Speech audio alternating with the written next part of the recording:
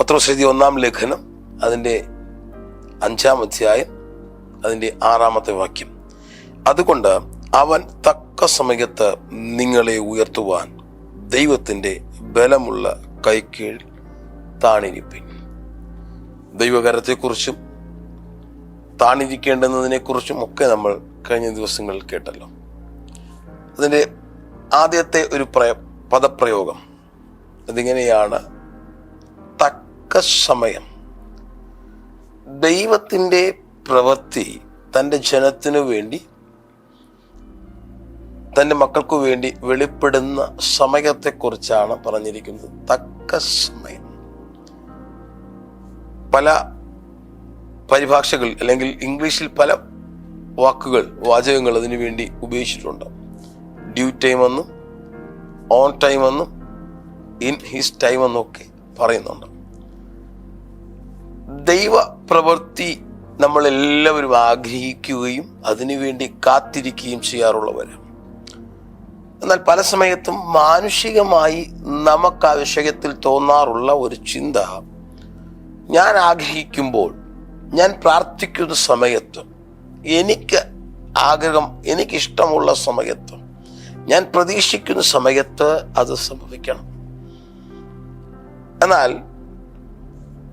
പല സമയങ്ങളിലും നാം കണ്ടിട്ടുള്ളൊരു കാര്യം ഇതാണ്. പലപ്പോഴും പല ആളുകളും അനുഭവം പങ്കുവെക്കുമ്പോൾ പറഞ്ഞു കേട്ടിട്ടുള്ള വാചകവും ഇതാണ്: ലാസ്റ്റ് മൊമെന്റിൽ അത് സംഭവിച്ചു. എന്താ ഈ തക്ക സമയം അല്ലെങ്കിൽ ദൈവത്തിന്റെ സമയം? അതിന്റെ പ്രത്യേകത ഒത്തിരി കാര്യങ്ങൾ ആ വിഷയവുമായി ബന്ധപ്പെട്ട് നമുക്ക് വേദപുസ്തക അനുഭവങ്ങളിലൂടെയും ദൈവഭക്തന്മാരുടെ ജീവിതത്തിലെ അനുഭവങ്ങളിലൂടെയും നമുക്ക് മനസ്സിലാക്കാൻ കഴിയും. നമ്മുടെയൊക്കെ ചിന്തയ്ക്കുള്ളിൽ പല സമയത്തും നാം ദൈവത്തിൻ്റെ പ്രവൃത്തിയെ ഒതുക്കാൻ ശ്രമിക്കുന്നത് കൊണ്ടാണ് നമ്മൾ പലപ്പോഴും നമ്മുടെ ആഗ്രഹം അല്ലെങ്കിൽ നമ്മൾ ഇഷ്ടപ്പെടുന്ന സമയത്ത് സംഭവിക്കണമെന്ന് ആഗ്രഹിക്കുന്നത്. എന്നാൽ ഒരു സ്പെഷ്യൽ ഫീച്ചർ എന്ന് പറയുന്നത്, ഒരു പ്രത്യേകത എന്ന് പറയുന്നത്, ദൈവ പ്രവൃത്തി നടക്കുമ്പോൾ അത് ദൈവത്തിൻ്റെ സമയത്തിലാണെങ്കിൽ അതൊരു ചരിത്രമായി മാറുമെന്നുള്ളതാണ് ബൈബിൾ നമ്മെ പഠിപ്പിക്കുന്നത്. സാധാരണഗതിയിലുള്ള ഒന്നല്ല ദൈവപ്രവൃത്തി. ബൈബിളിൽ അല്ലെങ്കിൽ വേദപുസ്തകത്തിൽ, പ്രത്യേകിച്ച് പുതിയ നിയമത്തിൽ സുവിശേഷ ഭാഗങ്ങളിൽ അത്ഭുതം എന്ന ഒരു പരാമർശം ദൈവപ്രവൃത്തികൾക്ക് കൊടുക്കുമ്പോൾ, മിറക്കിൾ, അതിൻ്റെ ഒരു ആശയം എന്ന് പറയുന്നത് സൂപ്പർ നാച്ചുറലാണ്. എന്ന് പറഞ്ഞാൽ സാധാരണഗതിയിൽ സംഭവിക്കാത്ത, മാനുഷികമായി നടക്കാൻ സാധ്യതയില്ലാത്തതിനപ്പുറത്ത് അസാധാരണമായ പ്രവൃത്തികളെയാണ് മിറക്കിൾസ് എന്നതുകൊണ്ട് അർത്ഥമാക്കുന്നത്. അപ്പോൾ പല സമയങ്ങളിലും അതിൻ്റെ തന്നെ ഒരു ഹൈ എക്സ്ട്രീമിലാണ് ഈ പറയുന്ന തക്ക സമയത്ത് വെളിപ്പെടുന്ന പ്രവൃത്തികൾ എന്ന് പറയുന്നത്. ഇവിടെ പറഞ്ഞിരിക്കുന്നത് പോലെ തക്ക സമയത്ത് അവൻ്റെ പ്രവൃത്തി നമ്മുടെ ജീവിതത്തിൽ ഉണ്ടാകണം. നമ്മുടെയൊക്കെ ആഗ്രഹം നമ്മുടെ ഇഷ്ടത്തിന്, നമ്മുടെ പ്രാർത്ഥനയ്ക്ക് വെളിപ്പെടണമെന്നാണ്. എന്നാൽ പത്രോസ് അപ്പോസ്തലൻ നമ്മളെ പ്രബോധിപ്പിക്കുന്നത്, എൻകറേജ് ചെയ്യുന്നത്, നമ്മുടെ പ്രാർത്ഥനയും ആഗ്രഹവും ദൈവത്തിൻ്റെ സമയത്തിൽ ദൈവത്തിൻ്റെ പ്രവൃത്തി നമ്മിൽ വെളിപ്പെടണമെന്നതിനെ കുറിച്ചാണ്. എന്താ അതിൻ്റെ കാരണം? പല സമയത്തും നമുക്കുണ്ടാകുന്നൊരു ബുദ്ധിമുട്ട് അവിടെയാണ്. കാത്തിരിക്കാൻ നമുക്ക് കഴിയാറില്ല. പ്രവാചക ശബ്ദമായി, ദൈവത്തിൻ്റെ ആലോചനയായി പലതും നാം കേൾക്കുമ്പോൾ വേഗത്തിൽ സംഭവിപ്പാൻ വേണ്ടിയാണ്. നമുക്കുണ്ടാകുന്ന നന്മകളെക്കുറിച്ചോ ഉയർച്ചകളെക്കുറിച്ചോ നമ്മുടെ ജീവിതത്തിൽ സംഭവിക്കാൻ സാധ്യതയുള്ള കാര്യങ്ങളെക്കുറിച്ച് കേൾക്കുമ്പോൾ വേഗത്തിൽ സംഭവിക്കണമെന്ന് നമ്മൾ ആഗ്രഹിക്കുന്നത്. എന്നാൽ ഹബക്കൂക്ക് പ്രവാചകൻ പറഞ്ഞിരിക്കുന്നത് നമുക്കറിയാം. 2-ാം അധ്യായം 3-ാം വാക്യം: ദർശനത്തിന് ഒരു അവധി വച്ചിരിക്കുന്നു, അത് സമാപ്തിയിലേക്ക് ബന്ധപ്പെടുന്നു. വൈകിയാലും അത് വരും, നിശ്ചയം അതിനുവേണ്ടി കാത്തിരിക്കാൻ താമസിക്കുകയും ഇല്ല എന്ന് പറഞ്ഞാൽ ഒരു ടൈമുണ്ട് ആ പ്രവൃത്തി വെളിപ്പെടേണ്ടത്. അതിനുവേണ്ടി നമ്മൾ എന്ത് ചെയ്യണം? കാത്ത് ഇരിക്കണം. എളുപ്പമുള്ള കാര്യമല്ല, പറയാൻ എളുപ്പമാണ്, പക്ഷേ അല്പം പ്രയാസമുള്ള കാര്യമാണ്. പല സമയത്തും മാനുഷികമായി നമ്മുടെ ജീവിതത്തിൽ ദൈവിക ഇടപെടലുകൾ ഉണ്ടാകുവാൻ ഏറ്റവും കൂടുതൽ നാം ആഗ്രഹിക്കുന്ന രണ്ട് മേഖലകൾ, ഒന്ന് സാമ്പത്തികവും, രണ്ട് ശാരീരികവുമായിട്ടുള്ള വിഷയങ്ങളിലാണ്. എന്നാൽ വേദപുസ്തകത്തിൽ ദൈവപ്രവൃത്തി തക്ക സമയത്ത് വെളിപ്പെട്ട ഒന്ന് രണ്ട് അനുഭവങ്ങൾ നമ്മൾ ഒരുമിച്ച് ചിന്തിപ്പാനായിട്ട് താല്പര്യപ്പെടുകയാണ്. വാക്യങ്ങൾ വായിക്കാൻ ഞാൻ താല്പര്യപ്പെടുന്നില്ല, എന്നാൽ നമുക്ക് പരിചിതമായ ഭാഗങ്ങളായതുകൊണ്ട് പറയുവാൻ ആ വിഷയങ്ങളിലേക്ക് നിങ്ങളുടെ ശ്രദ്ധയെ ഞാനൊന്ന് കൊണ്ടുവരുവാനാണ് താല്പര്യപ്പെടുന്നത്. വിശ്വാസികളുടെ പിതാവെന്ന നാമകരണപ്പെട്ട അല്ലെങ്കിൽ അറിയപ്പെട്ട അബ്രഹാമിന്റെ ജീവിതത്തിൽ ദൈവം നൽകിയ ഒരു ടെസ്റ്റ് ഉണ്ട്, ഒരു പരീക്ഷയുണ്ട്. അതിങ്ങനെയാണ്: ദൈവം അവന് നൽകിയ വാഗ്ദത്ത സന്തതിയായ ഇസഹാക്കിനെ യാഗം കഴിപ്പാൻ പറഞ്ഞു. അങ്ങനെ ദൈവം അവനോട് പറഞ്ഞ കൽപ്പന ഇടംബലം തെറ്റാതെ ചെയ്യാനായി അബ്രഹാം തയ്യാറാകുകയാണ്. അഭിഷേകത്തെക്കുറിച്ച് ഒത്തിരി പ്രസംഗങ്ങളും ചിന്തകളും ഒക്കെ നമ്മൾ കേട്ടിട്ടുള്ളതാണ്. അബ്രഹാം ദൈവം നൽകിയ ആലോചനയ്ക്ക് വേണ്ടി തയ്യാറാകുമ്പോൾ ചോദ്യങ്ങൾ നൂറുകണക്കിന് തൻ്റെ മുൻപിലുണ്ട്.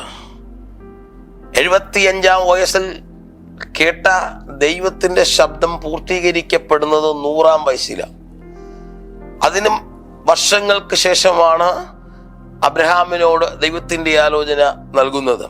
അത്യാവശ്യം ഒരു പക്വതയായ അല്ലെങ്കിൽ ബാല്യകാലം കഴിഞ്ഞ് അടുത്തൊരു പ്രായത്തിലേക്ക് കയറുന്ന ഒരു തലമുറയായിരിക്കാം ഇസ്ഹാക്ക്.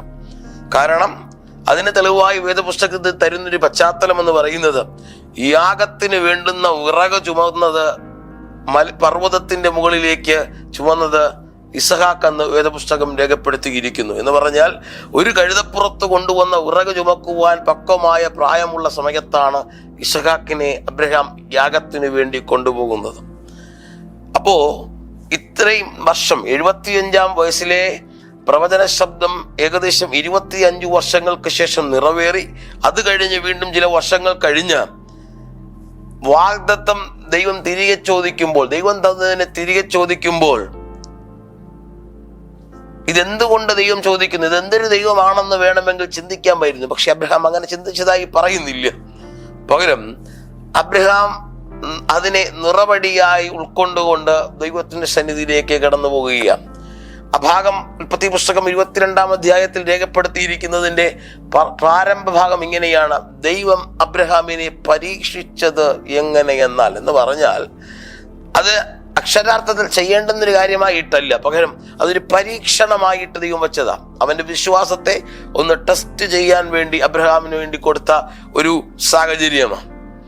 അപ്പോ അബ്രഹാം കടന്നു പോകുന്ന സമയത്ത്, അല്ലെങ്കിൽ ഈ ദൈവത്തിന്റെ ആലോചന കേട്ട് അതിനുവേണ്ടി പിറ്റേ ദിവസം തന്നെ പോവുകയല്ല, അതിനുവേണ്ടി ചില ഒരുക്കങ്ങളൊക്കെ ഇവിടെ നടത്തിയതായി പറയുന്നുണ്ട്. അപ്പൊ സമയമെടുത്തു. ഈ സമയത്തൊന്നും അതിൽ നിന്ന് വിപരീതമായിട്ട് അതിൽ നിന്ന് പിന്തിരിപ്പിക്കുന്ന യാതൊരു പ്രവർത്തികളോ യാതൊരു ദൈവത്തിന്റെ ശബ്ദമോ അവിടെ ഉണ്ടായില്ല. അതുകൊണ്ട് തന്നെ അവൻ അതിനു വേണ്ടി തയ്യാറായി, വിറകൊരുക്കി യാത്രയ്ക്ക് വേണ്ടി തയ്യാറായി. യാത്ര തുടങ്ങി. അവിടെ ഒന്നും ദൈവശബ്ദം അവനെ വീണ്ടും അവനോട് പറഞ്ഞതിന് തിരുത്തി പറഞ്ഞതായിട്ട് പറയുന്നില്ല. അവൻ 3 ദിവസത്തോളം യാത്ര ചെയ്തിട്ടാണ് മോറിയ എന്ന് പറയുന്ന ദേശത്തേക്ക് എത്തുന്നത്. അവിടെ എത്തുമ്പോഴും ദൈവശബ്ദത്തിനകത്ത് മാറ്റങ്ങളൊന്നും വരുന്നില്ല. ദൈവത്തിന്റെ ആലോചന മാറിയിട്ടില്ല. അവൻ അവിടെ നിന്ന് ബാല്യക്കാരെ അവിടെ ഇരുത്തിയിട്ട് ആ പർവ്വതത്തിലേക്ക് കയറി പോകുമ്പോഴും മാറ്റങ്ങളൊന്നും ഉണ്ടായിട്ടില്ല.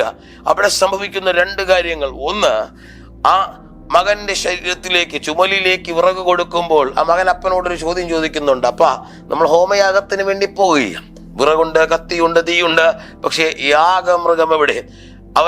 അപ്പൻ മകൻ കൊടുക്കുന്ന മറുപടി ഇങ്ങനെയാണ്: ദൈവം കരുതിക്കൊള്ളും. എന്നാൽ അവിടെ കൊണ്ട് തീരുന്നില്ല. ഇത് പറഞ്ഞവൻ പോകുമ്പോൾ അവന്റെ വീട്ടിലെ വേലക്കാരോട് പറഞ്ഞിട്ട് പോകുന്ന ഒരു വാചകം അവിടെ എഴുതിയിട്ടുണ്ട്. ഒരുപക്ഷെ മലയാളം വേദപുസ്തകത്തിൽ അത് കൃത്യമായി നമുക്ക് മനസ്സിലായില്ലെങ്കിലും ഇംഗ്ലീഷിൽ അത് കൃത്യമായി എഴുതിയിരിക്കുന്നത് എങ്ങനെയാണ്: ഞങ്ങൾ പോയി മടങ്ങി വരാം, ആരാധന കഴിച്ച് മടങ്ങി വരാം. ഇംഗ്ലീഷിൽ ഇങ്ങനെയാണ് എഴുതിയിരിക്കുന്നത്: വി വിൽ കം ബാക്ക്. എന്ന് പറഞ്ഞാൽ പർവ്വതത്തിലേക്ക് കയറിപ്പോകുന്നത് അബ്രഹാമും ഇസഹാക്കും മാത്രമാ. ഞങ്ങൾ മടങ്ങി വരാമെന്ന് പറഞ്ഞത് അതിന്റെ അർത്ഥം ഞാൻ പോകുന്നത് എൻ്റെ മകനെയും കൊണ്ട്, അവനെ യാഗം കഴിക്കാനാ പോകുന്നത്. പക്ഷെ തിരിച്ചു വരുമ്പോൾ ഒറ്റയ്ക്കല്ല വരാൻ പോകുന്നത്, ഞങ്ങൾ മടങ്ങി വരും. അത്രയും കോൺഫിഡൻറ്റോടുകൂടെ അബ്രഹാം കടന്നു പോകുന്നത്. പക്ഷേ അപ്പോഴും ദൈവശബ്ദം ഉണ്ടായിട്ടില്ല, അതിനകത്തൊരു മാറ്റം വന്നിട്ടില്ല. അവൻ കടന്നുപോയി, അവിടെ പോയി യാഗപീഠം തയ്യാറാക്കി, ഒന്നും സംഭവിച്ചില്ല. യാഗപീഠത്തിന്മേൽ വിറക് നിരത്തി, ഒന്നും സംഭവിച്ചില്ല. മകനെ കിടത്താൻ തയ്യാറായി, ഒന്നും സംഭവിച്ചില്ല. മകനെ കിടത്തി. എന്നാൽ ഏറ്റവും ലാസ്റ്റ് പോയിന്റിൽ ആ കത്തി അവന്റെ ഉറയിൽ നിന്ന് എടുക്കുമ്പോഴും ദൈവശബ്ദം അവിടെ കേൾക്കുന്നില്ല. എന്നാൽ ആ കത്തി ഉയർന്ന ഇനി ഒരേ ഒരു സെക്കൻഡ് അത് നേരെ മകന്റെ ശരീരത്തിൽ പതിക്കാൻ മാത്രം ബാക്കിയുള്ളപ്പോൾ ഉയരത്തിൽ ഒരു ശബ്ദം കേൾക്കുകയാ, നിന്റെ ഏകജാതനായ മകനെ തരാൻ നീ മടിക്കായക കൊണ്ട്. അപ്പോ എപ്പോഴാ ദൈവ പ്രവൃത്തി വെളിപ്പെടുന്നത്? ലാസ്റ്റ് മൂമെന്റിൽ. ഇനി ഒരു കാര്യം കൂടെ അവിടെ പറഞ്ഞ് ഞാൻ അവസാനിപ്പിച്ചാൽ ആ ഭാഗം പൂർണ്ണമാകത്തില്ല. അതുകൊണ്ട് ഒരു കാര്യം കൂടെ പറഞ്ഞ് ഞാൻ അടുത്ത വിഷയത്തിലേക്ക് വരട്ടെ.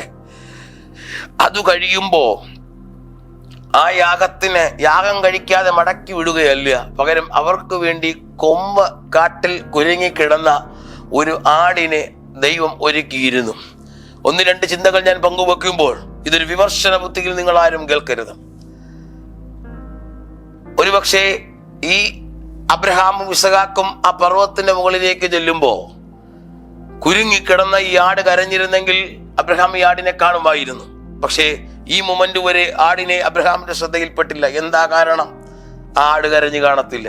ഒന്ന് ചിന്തിച്ചേ, കുടുങ്ങിക്കിടക്കുന്ന ആട് സാധാരണഗതിയിൽ കരയാനുള്ള സാധ്യത കൂടുതലാണ്. പക്ഷെ അതും സംഭവിച്ചില്ല. എന്തായിരിക്കാം? ദൈവത്തിന്റെ ഒരു കരുതൽ. ലാസ്റ്റ് മൊമെന്റ് വരെയുള്ള ദൈവത്തിന്റെ കരുതൽ. ഇനി ചിലരെങ്കിലും ചിന്തിക്കും, അയ്യോ ഒരുപക്ഷെ കരയാൻ കഴിയാത്ത ആളാണെങ്കിലോ? പക്ഷെ ഊനമില്ലാത്ത ഒന്നിനെ ദൈവം സ്വീകരിപ്പാൻ താല്പര്യപ്പെടത്തില്ല. അപ്പോൾ കരയാൻ കഴിവില്ലാത്തയാളല്ല അത്. എന്നാൽ ദൈവം ഊനമില്ലാത്ത ഒന്നിനെ തനിക്ക് വേണ്ടി അവിടെ ഒരുക്കപ്പെട്ടു. ഒരു ഭക്തൻ ഇങ്ങനെ തന്റെ ശുശ്രൂഷയിൽ ഈ വിഷയം പ്രസംഗിച്ചപ്പോൾ പറഞ്ഞ ഒരു ചിന്ത ഞാൻ കടമെടുത്ത് പറയുകയാണ്. ഒരു ഭാഗത്ത് വിശ്വാസത്തിന്റെ വാക്കുകൾ തൻ്റെ വീട്ടിലെ വേലക്കാരോട് പറഞ്ഞ് മകനുമായി ഒരു പർവ്വതത്തിന്റെ ഒരു ഭാഗത്ത് നിന്ന് അബ്രഹാമും ഇസഹാക്കും ഉയരങ്ങളിലേക്ക് കയറുമ്പോൾ അതിൻ്റെ മറുഭാഗത്ത് നിന്ന് അവന്റെ വിശ്വാസത്തിന്റെ പൂർത്തീകരണത്തിന് വേണ്ടി ഒരു ആടും ആ പർവ്വതത്തിലേക്ക് കയറി വന്നു. നോക്കിക്കേ, ലാസ്റ്റ് മൊമെന്റിലാണ് ദൈവപ്രവൃത്തി. എന്നാൽ അതുവരെ വെയിറ്റ് ചെയ്യുവാൻ അബ്രഹാമിന് കഴിഞ്ഞു. നമുക്ക് കഴിയുമോ? ഇങ്ങനൊരു സാഹചര്യം നമ്മുടെ ജീവിതത്തിൽ വന്നാൽ, ഒരു പരീക്ഷ വന്നാൽ, ദൈവപ്രവൃത്തിക്ക് വേണ്ടി തക്ക സമയത്ത് വെളിപ്പെടുന്ന ദൈവപ്രവൃത്തിക്ക് വേണ്ടി ഒന്ന് വെയിറ്റ് ചെയ്യാൻ നമുക്ക് കഴിയുമോ? നമ്മെ ഒന്ന് പരിശോധിക്കാം. അപ്പന്റെ ഭവനത്തിൽ തനിക്ക് മുന്നായി 10 ചേട്ടന്മാരുണ്ടപ്പോൾ അവരെല്ലാം മിടുക്കന്മാരും കഴിവുള്ളവരുമായിരിക്കുമ്പോൾ അവരുടെ ഇടയിൽ 11ാമനായി ജനിച്ച് വളർത്തപ്പെട്ട യോസഫ് എന്ന് പറയുന്ന ഒരുവനൊരു സ്വപ്നം കണ്ടു. സ്വപ്നം അപ്പന്റെ വീട്ടിലെ തന്റെ കൂട്ടു സഹോദരങ്ങളെക്കാൾ അവൻ കുറച്ചുകൂടെ അല്ല, ഏറ്റവും ഉന്നതികളിലേക്ക് എത്തുന്ന ഒരു സ്വപ്നം. അപ്പനും അമ്മയും പോലും അവന്റെ മുൻപിൽ കുമ്പിടുന്ന രീതിയിലേക്ക് അവനെ ദൈവം വളർത്തിക്കൊണ്ടുവരുന്ന ഒരു വിശേഷ സ്വപ്നം കണ്ടു. കണ്ട ഉടൻ അത് നടക്കുമെന്നുള്ള ചിന്തയായിരിക്കാം, അല്ലെങ്കിൽ അങ്ങനെയുള്ള കാര്യങ്ങളായിരിക്കാം എല്ലാവരുടെയും ഉള്ളിൽ ഉണ്ടാകുക. പക്ഷേ സ്വപ്നം കണ്ടപ്പോൾ ഏകദേശം 17 വയസ്സുള്ള ചെറുപ്പക്കാരൻ ആ സ്വപ്നത്തിന്റെ തുടക്കം അല്ലെങ്കിൽ പൂർത്തീകരണത്തിന്റെ തുടക്കം വരുന്നത് 13 വർഷങ്ങൾക്ക് ശേഷമാണ്. എന്ന് പറഞ്ഞാൽ യോസേഫ് കാരാഗൃഹത്തിൽ നിന്ന് സ്വപ്ന വ്യാഖ്യാനത്തിന് വേണ്ടി ആദ്യമായി പോത്തിഫറിന്റെ ഭവനത്തിൽ അല്ലെങ്കിൽ കൊട്ടാരത്തിലേക്ക് വരുന്ന, ആ ജയിലിൽ നിന്ന് കൊട്ടാരത്തിലേക്ക് വരുന്ന പ്രായം 30 വയസ്സ്. ആ 13 വർഷക്കാലം യോസഫിന്റെ ജീവിതം എന്ന് പറയുന്നത് നിസ്സാരമല്ലായിരുന്നു. അപ്പന്റെ സഹോദരങ്ങൾ അല്ലെങ്കിൽ തന്റെ സ്വന്തം സഹോദരങ്ങളുടെ ക്ഷേമം അന്വേഷിക്കാനായി കടന്നുപോയ അപ്പോൾ കൂട്ടു സഹോദരങ്ങൾ അവനെ ചെയ്തൊരു കാര്യമുണ്ട്. അവനെ പിടിച്ച് പൊട്ടക്കണത്തിലിട്ടു. അവൻ ചിന്തിച്ചു, എന്റെ സ്വപ്നമെല്ലാം ഇവിടെ കൊണ്ട് തീർന്നു. പക്ഷെ അടുത്ത നിമിഷം ആ പൊട്ടക്കണറ്റിൽ നിന്ന് അവനെ വയറ്റിച്ച് കയറ്റിയപ്പോൾ ചിന്തിച്ചു, ഇല്ല, എന്റെ സ്വപ്നത്തിലേക്കാണ് ഞാൻ അടുത്തുകൊണ്ടിരിക്കുന്നത്. പക്ഷെ അടുത്ത് സംഭവിച്ചത് വെറും ഒരു അടിമയായിട്ട് അവനെ കച്ചവടക്കാർക്ക് വിൽക്കുകയാണ്. അവിടെ നിന്നും അവൻ ജോലിക്കാരനായി ഒരു സ്ഥലത്തേക്ക് എത്തുകയാണ്. അവിടെ നിന്ന് അവൻ വീണ്ടും ജയിലിലേക്ക് എത്തുകയാണ്. ഓരോ ജീവിതത്തിന്റെ വേദനാജനകമായ സാഹചര്യങ്ങളിലൂടെ കടന്നുപോയിക്കൊണ്ടിരിക്കുകയാണ്. തക്ക സമയം അവനായിട്ടില്ല, അതിനുവേണ്ടി അവനിങ്ങനെ കാതോർത്തിരിക്കുകയാണ്. ഇവിടെ ഒരു കാര്യം കൂടെ ഞാനൊന്ന് ചേർത്ത് പറയാം. നമ്മുടെ ചിന്തയും നമ്മുടെ ആഗ്രഹവും യോസഫിന്റെ ജീവിതത്തിൽ നിഴലിക്കുന്നൊരു സംഭവം. യോസഫ് കാരാഗ്രഹത്തിൽ കിടക്കുമ്പോൾ അപ്പക്കാരൻ പ്രമാണിയും പാനപാത്രവാഹകനും ആ ജയിലിൽ കടന്നു വന്നു. അവരുടെ സ്വപ്നത്തെ യോസഫ് വ്യാഖ്യാനിച്ചു. എന്നാൽ ആ വ്യാഖ്യാനം നൽകി കഴിയുമ്പോൾ അവരോട് പറയുന്നൊരു വാചകമുണ്ട്: നിങ്ങൾ യഥാസ്ഥാനപ്പെട്ട് കഴിയുമ്പോൾ, നിങ്ങളുടെ ജോലി സ്ഥലങ്ങളിലേക്ക് മടങ്ങിയെത്തുമ്പോൾ എന്നെ ഓർക്കണം, എനിക്ക് വേണ്ടി ഒരു ഫേവർ ചെയ്യണം, എന്നെക്കുറിച്ചൊന്ന് പറയണം. പക്ഷെ അവിടെ പറഞ്ഞിരിക്കുന്നത് എങ്ങനെയാണ്? അവർ മറന്നുപോയി. നമ്മളാണെങ്കിൽ ചിന്തിച്ചേനെ, അയ്യോ എന്തൊരു മനുഷ്യരാ, ഇങ്ങനെയാണോ നമ്മളെ ഒന്ന് കരുതേണ്ടത്? ഒന്ന് നിങ്ങൾ ചിന്തിച്ചേ. യോസഫിന്റെ വാക്കുകൾക്കപ്പുറത്തേക്ക്, അല്ലെങ്കിൽ അത് കേട്ട് അവരുടെ ജോലി സ്ഥലങ്ങളിലേക്ക് മടങ്ങിയെത്തിയ അപ്പക്കാരനോ അല്ലെങ്കിൽ പാനപാത്രവാഹകനോ രാജാവിനോട് യോസഫിനെ ഒന്ന് പരിചയപ്പെടുത്തിയിരുന്നെങ്കിൽ എന്ത് സംഭവിക്കുമായിരുന്നു? മാക്സിമം പോയാൽ അവനെ ഒന്ന് കാണാൻ രാജാവ് ആ ജയിലിലേക്ക് വരുമായിരിക്കാം. മാക്സിമം, അതിനപ്പുറം ഒന്നും സംഭവിക്കാനില്ല. കാരണം രാജാവിന് അവനെ കൊണ്ട് പ്രയോജനമൊന്നുള്ള കാര്യമല്ല. പ്രയോജനം ഉണ്ടായവരെല്ലാം അങ്ങ് പോയി. പക്ഷേ രാജാവിനൊരു ആവശ്യം വന്നപ്പോൾ അത് പരിഹരിക്കാൻ ആരുമില്ലാതിരിക്കുന്ന ഒരു വേളയിൽ യോസഫിനെ കുറിച്ചുള്ള വാർത്ത അവന്റെ ജീവിതത്തിന്റെ സാഹചര്യങ്ങളെ മാറ്റി. അപ്പോ തക്ക സമയം എന്ന് പറയുന്നത് അത് ദൈവം പ്ലേസ് ചെയ്തിരിക്കുന്നതാണ്. പക്ഷേ ആ തക്ക സമയത്തിലേക്ക് എത്തുന്നത് വരെയുള്ള ഒരു ടൈം, ഒരു ഇടവേള അല്ലെങ്കിൽ ഒരു സമയം എന്ന് പറയുന്നത്, ആ സാഹചര്യങ്ങളിൽ നാം കടന്നു പോകുന്നത് ഒരുപക്ഷെ നാം ചിന്തിക്കാത്ത, നമുക്ക് ഉൾക്കൊള്ളുവാൻ കഴിയാത്ത ചില പ്രതിസന്ധികളായിരിക്കാം. എന്നെ കേൾക്കുന്ന സഹോദരങ്ങളെ, ജീവിതത്തിൽ നമുക്ക് വേണ്ടി, നമ്മുടെ വീട്ടിലെ കാര്യങ്ങൾക്ക് വേണ്ടി, നമ്മുടെ മക്കൾക്ക് വേണ്ടി പല കാര്യങ്ങളും പ്ലാൻ ചെയ്യുമ്പോൾ, പലതും ദൈവകരങ്ങളിലേക്ക് ഏൽപ്പിച്ച് പ്രാർത്ഥിക്കുമ്പോൾ ഓരോ ദിവസവും ഇത് സംഭവിച്ചില്ലല്ലോ എന്നുള്ള പരിഭവങ്ങൾ നമ്മുടെ ഉള്ളിലുണ്ടാകും. എന്നാൽ അബ്രഹാമിന്റെ ജീവിതത്തിൽ നിന്നും യോസഫിന്റെ ജീവിതത്തിൽ നിന്നും നാം പഠിക്കേണ്ടുന്ന ഒരു പാഠമുണ്ട്. തക്ക സമയം, അത് ദൈവത്തിന്റെ സമയമാണ്. ആ സമയത്ത് അവൻ നമുക്ക് വേണ്ടി പ്രവർത്തിക്കും. അബ്രഹാമിന്റെ ജീവിതത്തിൽ നടന്ന വലിയ അത്ഭുതം ഇന്നും ദൈവജനം ഒന്നാകെ ഒരു വലിയ ദൈവപ്രവൃത്തിയായി ഉയർത്തി കാണിക്കുന്നു.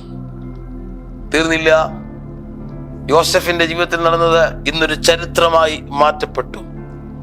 അപ്പോ അങ്ങനെയെങ്കിൽ ദൈവം തൻ്റെ ഭക്തന്മാർക്ക് വേണ്ടി പ്രവർത്തിക്കുന്ന ദൈവത്തിന്റെ അത്ഭുതങ്ങൾ അത് തക്ക സമയത്താണ്. ദൈവം പ്രവർത്തിക്കുന്നത് സാധ്യതകളിൽ നിന്നുകൊണ്ടല്ല. ദൈവം പ്രവർത്തിക്കുന്നത് ഒരുപക്ഷെ അനുകൂല സാഹചര്യങ്ങളിലായിരിക്കണമെന്നില്ല. നാം ബിഗ് സീറോയായി മാറുമ്പോൾ, പ്രതീക്ഷിച്ച സകല കരങ്ങളും ഒരുപക്ഷെ അടഞ്ഞു പോകുന്ന സാഹചര്യത്തിൽ, നമ്മുടെ ചുറ്റുമുള്ള നമുക്ക് അനുയോജ്യമായിരുന്ന പല സാഹചര്യങ്ങളും പെട്ടെന്ന് നമ്മെ വിട്ട് അന്യപ്പെട്ടു പോകുന്ന സാഹചര്യത്തിലും നമുക്ക് വേണ്ടി പ്രവർത്തിപ്പാൻ കഴിവുള്ളവനാണ് നമ്മുടെ ദൈവം. ഇസ്രായേൽ ജനത്തോട്, പ്രത്യേകിച്ച് യോശുവയോട് ദൈവത്തിന്റെ ആത്മാവ് പറഞ്ഞൊരു ആലോചന ഇങ്ങനെയാണ്: ഈ വഴിക്ക് നിങ്ങൾ മുൻപേ പോയിട്ടില്ലല്ലോ. യോർദാൻ കടന്നക്കരയിലേക്ക് നിങ്ങൾ കടക്കാൻ പോകുക. നിങ്ങളൊരു പുതിയ പാതയിലൂടെ സഞ്ചരിക്കും. ഇന്നലകൾ ജനം കടന്നുപോയൊരു പാതയല്ല, നാളെ ഒരു തുറന്നിരിക്കുന്ന ഒരു പാതയല്ല, ഇതുവരെ ആരും കടന്നു പോകാത്ത ഒരു പുതിയ പാതയിലൂടെ ഇസ്രായേൽ ജനം സഞ്ചരിക്കാൻ പോകുകയാണ്. ഏത് കാലത്ത്? കൊയ്ത്തുകാലത്ത് കര കവിഞ്ഞു ഒഴുകിക്കൊണ്ടിരുന്ന യോർദാന്റെ നടുവിലൂടെ. എന്താ അവിടെ സംഭവിച്ചതെന്ന് നമുക്കറിയാം. അപ്പോ അങ്ങനെ ഒരു ദൈവത്തിന്റെ പ്രവൃത്തി പ്രതികൂല സാഹചര്യത്തിലും ഇസ്രായേൽ ജനത്തിനു വേണ്ടി വെളിപ്പെടാനിടയായി. അതൊരു ചരിത്രമായി മാറി. അതാണ് ദൈവത്തിന്റെ തക്ക സമയം എന്ന് പറയുന്നത്. അതുകൊണ്ട് ദൈവപ്രവൃത്തിയെ നാം ചെറുതായി കാണരുത്. നമ്മുടെ കഴിവിന്റെ സാഹചര്യങ്ങളുടെ ഉള്ളിലേക്ക് ഒതുക്കുവാൻ ശ്രമിക്കരുത്. എപ്പോഴും തിരിച്ചറിയണം, ജീവിതത്തിൽ ദൈവപ്രവൃത്തി എന്ന് പറയുന്നത്, തക്ക സമയത്ത് സംഭവിക്കുന്ന ദൈവപ്രവൃത്തി എന്ന് പറയുന്നത് നമ്മുടെ ചിന്തകൾക്കും നമ്മുടെ മുൻപിലെ സാഹചര്യങ്ങൾക്കും അപ്പുറത്തേക്കാ. ഒരുപക്ഷെ വൈദ്യശാസ്ത്രം നമ്മുടെ ശരീരത്തിലെ പ്രതിസന്ധിയെ നോക്കിയിട്ട്, അസുഖത്തെ നോക്കിയിട്ട്, രോഗവിവരം നോക്കിയിട്ട്, ടെസ്റ്റ് റിസൾട്ട് നോക്കിയിട്ട് പറയും നോ മോർ ഹോപ്പ്, ഇനി ഒരു സാധ്യത ഇല്ല. പക്ഷേ യേശുവിന് നമ്മളോട് പറയുവാൻ കഴിയുന്നൊരു കാര്യമുണ്ട്, നിനക്ക് വേണ്ടി ഈ പ്രതികൂല സാഹചര്യങ്ങളെ അനുകൂലമാക്കി തീർക്കുവാൻ കഴിയുന്നവനാണ് ദൈവം. അങ്ങനെയെങ്കിൽ ആ ബലമുള്ള കരത്തിൽ താണിരുന്നു കൊണ്ട് തക്ക സമയത്ത് വെളിപ്പെടുന്ന ദൈവപ്രവൃത്തി അനുഭവിപ്പാൻ നമ്മെ ഒന്ന് ഏൽപ്പിച്ചു കൊടുക്കുവാൻ തയ്യാറാകാമോ? സാഹചര്യങ്ങളെ നോക്കണ്ട, സാധ്യതകളെ നോക്കണ്ട, ചുറ്റുമുള്ള അവസ്ഥകൾ എന്താണെന്നൊന്നും നോക്കി ഭാരപ്പെടണ്ട. നമുക്ക് പറയാൻ കഴിയുന്നൊരു പ്രാർത്ഥന വാചകം ഇതാണ്: ദൈവമേ, തക്ക സമയത്ത് എൻ്റെ ജീവിതത്തിലെ വിഷയത്തിനു വേണ്ടി അങ്ങ് ഇടപെടണം. ഇന്ന് ഞാൻ എൻ്റെ വാക്കുകൾ ഇവിടെ അവസാനിപ്പിക്കുമ്പോൾ ഇത് നമ്മുടെ പ്രാർത്ഥനാ വാചകങ്ങളായി മാറട്ടെ. ദൈവമേ, എൻ്റെ ജീവിതത്തിലെ സാഹചര്യം ഇന്നതാ, ചുറ്റുമുള്ള സാഹചര്യങ്ങളെല്ലാം എനിക്ക് പ്രതികൂലമാണ്, എൻ്റെ ചുറ്റും അനുകൂലമായി ഒന്നും എനിക്ക് കാണുന്നില്ല. പക്ഷെ ഇന്ന് ഞാൻ കേൾക്കപ്പെട്ട ആലോചന മുമ്പായി എന്നെ സമർപ്പിക്കുന്നു. തക്ക സമയത്ത് എൻ്റെ ജീവിതത്തിൻ്റെ അവസ്ഥകളെ മാറ്റുവാൻ നിങ്ങൾക്ക് കഴിയും. ദൈവം അങ്ങനെ ചെയ്യണമേ. ഇന്ന് നാം ആ വിശ്വാസത്തോടെ ഈ കാര്യങ്ങളിലേക്ക് നമ്മളെ ഏൽപ്പിക്കുകയാണെങ്കിൽ ജീവിതത്തിൽ മാറ്റങ്ങൾ വരുത്തുവാൻ നമ്മുടെ ദൈവത്തിന് കഴിയും. ഒരുമിച്ച് ദൈവകരങ്ങളിലേക്ക് ഏൽപ്പിക്കാം. അതെ, തക്ക സമയത്ത് അവൻ നമ്മെ ഉയർത്തേണ്ടതിന് അവൻ്റെ ബലമുള്ള കയ്യിൽ കീഴിൽ താണിരിക്കാം. ഈ വചനങ്ങളാൽ ദൈവം നമ്മെ അനുഗ്രഹിക്കട്ടെ. ആമേൻ.